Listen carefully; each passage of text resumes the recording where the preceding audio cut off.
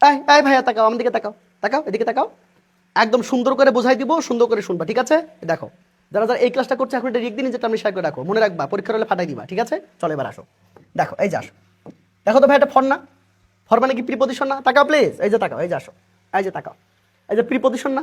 বলো কি লিখবা? আইএনজি করবা না? চলো ধাম করে মেরে দাও, এই যে আসো, তাহলে কি আইএনজি করবা, আনসার হয়ে যাবে, শেষ। বুঝছো?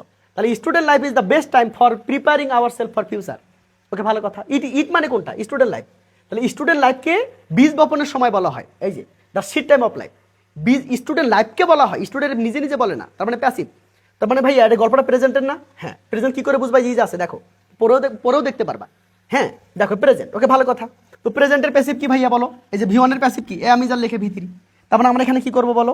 কি করবো? অলরেডি ইজ কিন্তু করাই আছে, তাহলে ভি3 লাগবে, এখানে আমরা কল দিব, শেষ। খুবই সিম্পল কথা, বুঝতে পেরেছো? দেখো মাস্ট, ভাইয়া মাস্ট কি verb? Can, could, may, might, shall, should, will, would, must, এগুলো কি ভার্ব? মডাল ভার্ব না? মডাল ভার্বের পরে কি হয় দেখো, একেবারে ম্যাজিক স্লাইডে আসো। এই যে মডাল ভার্ব, এই যে ভি1, বুঝতে পেরেছো? তারপরে সুন্দর করে যেমন আছে রেখে যাও, শেষ। এই যে এটা রেখে যাবে, যেভাবে আছে ওইভাবেই, ব্যাস, আর কোনো কথা নেই। The main pursuit of the students, তাহলে এখানে কি হবে বলো তো? আমি যার বলবে। এখন তোমরা আমাকে বলো এখানে কি হবে? অনেকে ভাববা ভাই স্টুডেন্টস তো প্লুরাল, দ্যাটস এখানে আর হবে, কিন্তু না। মনে রাখবা প্রিপজিশনের হচ্ছে আগেরটা মেইন সাবজেক্ট, বুঝতে পেরেছো? এটা অনুযায়ী ভার্ব বসাইতে হবে, এটা হচ্ছে হিড ওয়ার্ড, বুঝতে পেরেছো?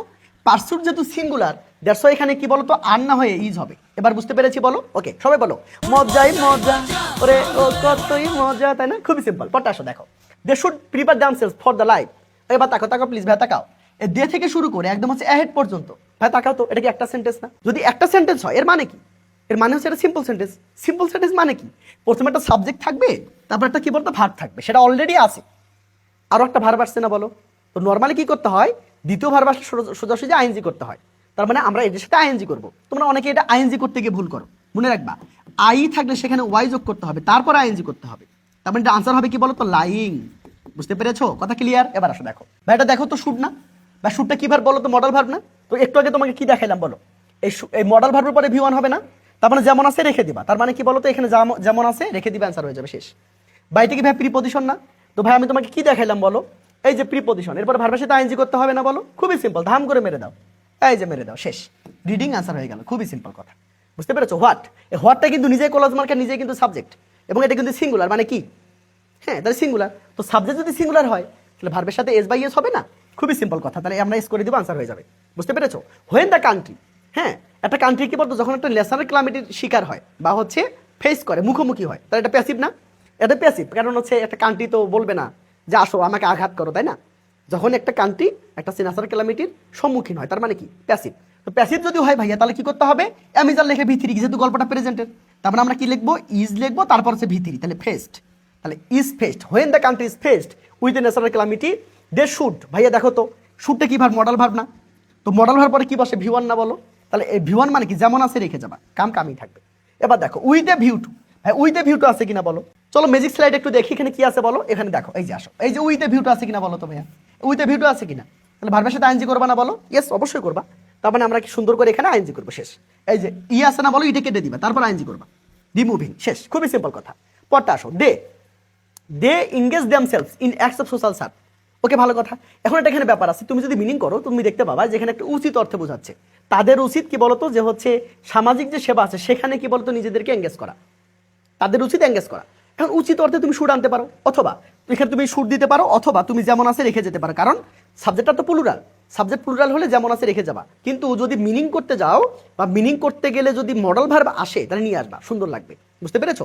যদি যেহেতু উচিত বোঝাচ্ছে এখানে, দ্যাটস ওয়াই আমি এখানে শুটটা নিয়ে আসলাম। শুট মানে উচিত, বুঝতে পেরেছো? এবার দেখাও, এবার তাকা প্লিজ, দেখো তো উইদাউট এ প্রিপজিশন না ভাইয়া? উইদাউট এ প্রিপজিশন না? তোমাকে আমি বারবার দেখাচ্ছি, এই যে ম্যাজিক স্লাইডে দেখো, এই যে প্রিপজিশন। প্রিপজিশন ভার্বের সাথে কি হয়? আইএনজি করতে হবে না? এই যে আইএনজি করতে হবে। তাহলে বলো এখানে আনসার কি হবে বলো? তাহলে ওয়ার্কিং হবে না বলো? খুবই সিম্পল কথা, ওয়ার্কিং। এবার তাকাও, তার টু আছে কিনা? টুর পরে ভি1 করতে হবে না? তার মানে যেমন আছে রেখে যাবে, আনসার হয়ে যাবে, শেষ। কি কি খুবই সিম্পল না? খুবই সিম্পল, একটু সুন্দর করে শিখতে হবে, বুঝতে পেরেছো? একদম ধরে ধরে ছোট বাচ্চাদের মতো শিখতে হবে। তো তোমরা যারা একদম ইংরেজি নিয়ে খুব বেশি টেনশনে আছো, ছোট বাচ্চাদের মতো ইংরেজি শিখতে চাও, এখনো কিন্তু যথেষ্ট পরিমাণ সময় আছে। আমি তোমাদের কথা দিচ্ছি, হতাশ হওয়ার কোনো কারণ নেই।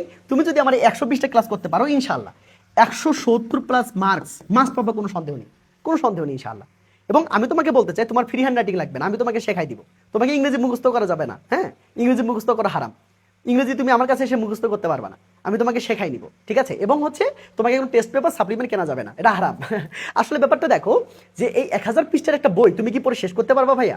না। তার মানে যদি যেহেতু পারবে না, তাহলে ওখানে যাওয়ার দরকার নেই। তুমি যে টাকা দিয়ে তুমি টেস্ট পেপার কিনবা, সাপ্লিমেন্ট কিনবা, সেই টাকা দিয়ে তুমি ভাইয়ের কাছে কোর্স করো, ইনশাল্লাহ ফাটাই ফেলতে পারবা এবং সারা জীবন তোমরা আমার প্রতি কৃতজ্ঞ থাকবে ইনশাল্লাহ। সো যারা যারা ভর্তি হবা তোমরা এই নাম্বার যোগাযোগ করে ভর্তি হয়ে যেতে পারো। অলরেডি কিন্তু 1150 ছেলে মেয়ে ভর্তি হয়ে গেছে আলহামদুলিল্লাহ, 1150 প্রতিনিয়ত অসংখ্য স্টুডেন্ট ভর্তি হচ্ছে। সো তোমরা যারা যারা ভর্তি হবে এই নাম্বার যোগাযোগ করে ভর্তি হয়ে যাও। এখন ভর্তি হলে তোমরা কিন্তু ইংরেজির পাশাপাশি বাংলা এবং আইসিটি কিন্তু ফ্রি পেয়ে যাচ্ছ। সো দেখা হচ্ছে ক্লাসে, সেই পর্যন্ত ভালো থাকো। আসসালামু আলাইকুম।